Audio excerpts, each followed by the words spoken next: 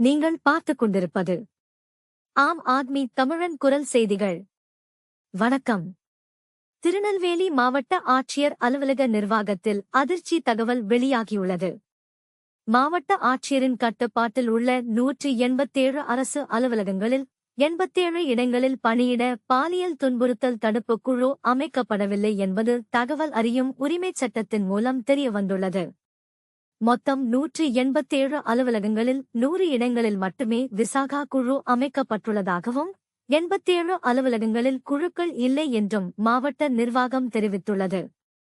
தாலுகா அலுவலகங்கள், வட்டார வளர்ச்சி அலுவலகங்கள், மருத்துவமனைகள் உள்ளிட்ட முக்கிய அரசு நிறுவனங்களிலும் இந்த குழுக்கள் இல்லாதது கடும் கண்டனத்துக்குரியது என சமூக ஆர்வலர்கள் தெரிவித்துள்ளனர்.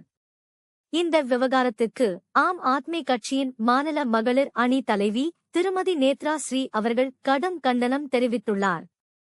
பெண்களின் பாதுகாப்பை உறுதி செய்ய வேண்டிய அரசு அலுவலகங்களிலேயே பாலியல் துன்புறுத்தல் தடுப்பு குழுக்கள் இல்லாதது மிகவும் கண்டனத்துக்குரியது.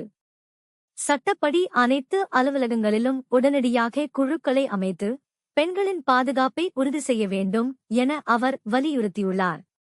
இதனிடையே அனைத்து அலுவலகங்களிலும் உடனடியாக விசாகா குழுக்கள் அமைக்க நடவடிக்கை எடுக்கப்படும் என மாவட்ட நிர்வாகம் தெரிவித்துள்ளது.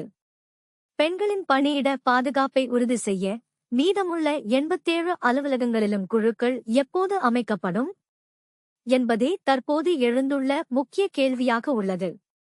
மேலும் முக்கிய செய்திகளுக்கு ஆம் ஆத்மி தமிழன் குரல் செய்திகளுடன் தொடர்ந்து இணைந்திருங்கள். நன்றி.